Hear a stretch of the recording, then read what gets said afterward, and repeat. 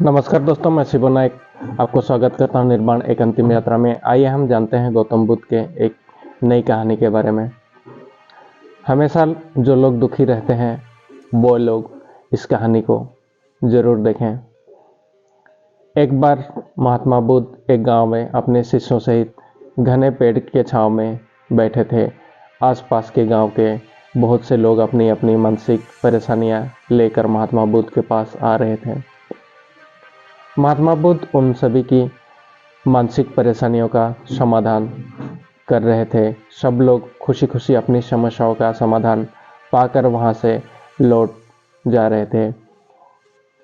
वहीं से कुछ दूर बैठा एक दुखी भिखारी खुद की किस्मत को कोसता हुआ बुद्ध के पास जाने वाले लोगों को देखकर यह सोचने लगा कि अभी कुछ देर पहले तो ये लोग दुखी मन से मुंह लटकाए उन महात्मा के पास गए थे और अब इतना खुश होकर कैसे वापस लौट रहे हैं। आखिर माजरा क्या है? जरा मैं भी जाकर देखूं कि वो महात्मा ऐसा कौन सा खजाना बांट रहा है जो इन लोगों को चेहरे खुशी से लाल हो गए हैं।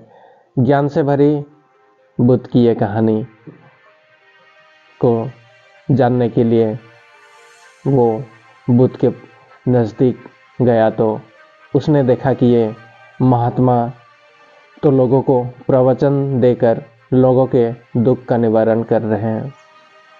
यह देखकर भिखारी के मन में भी तीव्र इच्छा हुई कि क्यों ना मैं भी अपना दुख इन महात्मा को बता दूं। मुझे भी अपने दुख का समाधान अवश्य मिलेगा। बस फिर क्या, समाधान पाने के लालसा लिए भिखारी महात्मा बुद्ध के पास पहुंचा और हाथ जोड़कर प्रणाम करते हुए बोला, हे महात्मा, मैं भी लोगों की मदद करना चाहता हूँ। मेरी बहुत इच्छा है कि मैं लोगों की मदद करूँ, लेकिन मैं मदद कैसे करूँ? मैं तो बहुत गरीब हूँ, ना तो मेरे पास धन है ना कोई वस्तु जिससे मैं किसी की मदद कर सकूँ। मैं चाहकर भी किसी की मदद नहीं कर सकता। मुझे भगवान ने इतना गरीब क्यों बनाया? हे महात्मा, मुझ पर कुछ कृपा करो। इतना बोलते हुए भिखारी रोने लगा। महात्मा बुद्ध बोले, तुम बहुत अज्ञानी हो क्योंकि तुम अब तक इस भ्रम में जी रहे हो कि तुम्हारे पास कुछ नहीं है, जबकि दूसरों को कुछ देने के लिए तुम्हारे पास बहुत कुछ है।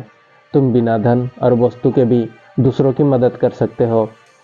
तुम्हारे पास जुबान है जिससे तुम मीठे शब्द बोलकर किसी के दुखी चेहरे पर मुस्कान ला सकते हो। इन्हीं शब्दों की ताकत से तुम किसी के भी टूटते हौसले को फिर से मजबूत कर सकते हो।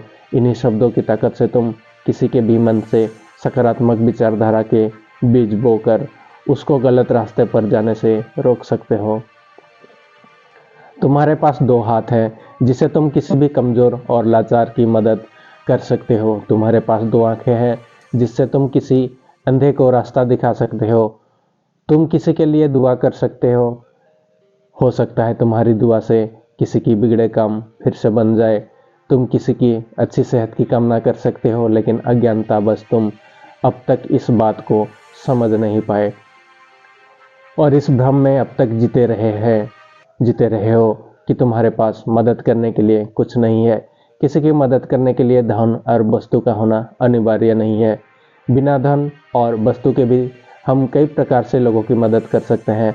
महात्मा बुद्ध के ज्ञान भरे इन सुंदर वचनों को सुन भिखारी के चेहरे पर मुस्कान आ गई और वो खुशी से झूमता हुआ वहां से चला गया।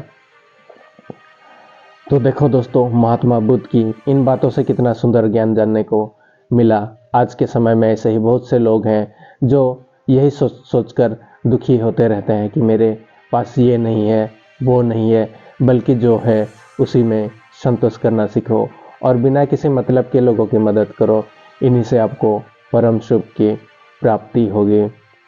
धन्यवाद दोस्तों। भले ही ये छोटी सी कहानी है, पर इस कहानी से आपको जरूर ही कुछ सीख मिला होगा। ऐसा है तो कृपया चैनल को सब्सक्राइब करें, शेयर करें और वीडियोज़ को लाइक करना ना भूलें। धन्यवाद।